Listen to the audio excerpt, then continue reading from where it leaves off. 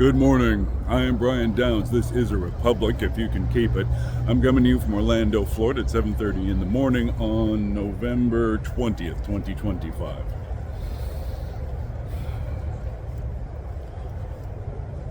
The President of the United States has gone insane. Irrevocably. Finally.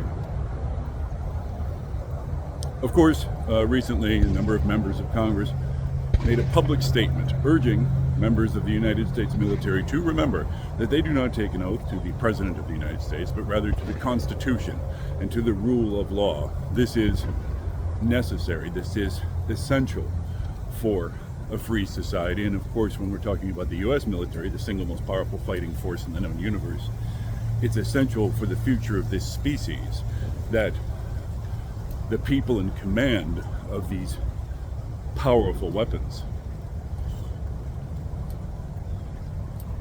are beholden only to the rule of law. So, some of our congressional representatives have said to them, remember your training, remember your oath. You do not follow illegal orders. You have been trained on this point. This is extraordinary in American history. It's difficult for me to think of any similar example. It is necessary, of course, because President Trump, in his vicious dementia, has been murdering people in the Caribbean.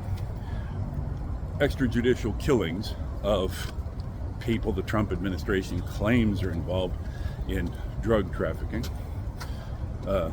and therefore deserving of being turned into a mist with a missile.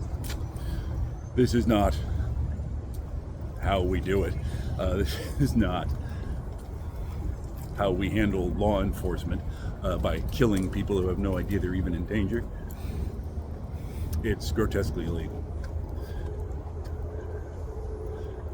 And so, members of Congress have said, remember, our men and women in uniform, you have no obligation to follow an illegal order. In fact, rather the opposite.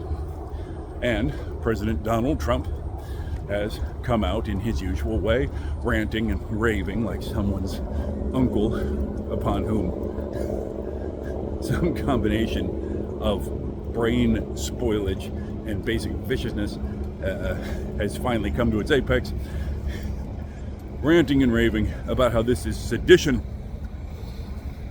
It is sedition. It is against the nation.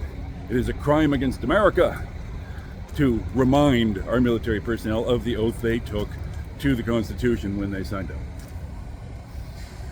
And sedition is punishable by death.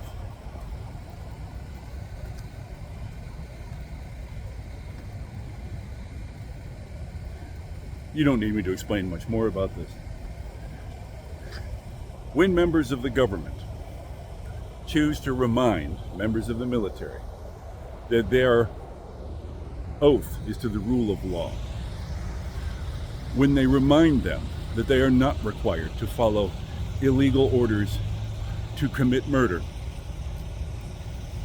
the President of the United States responds with veiled threats to have those legislators hanged. This is bald-faced authoritarianism. And yet, it is how Donald Trump wishes to behave in public. Because he's a deeply evil man, and because, as is obvious to one and all, his mind and body are going to pieces.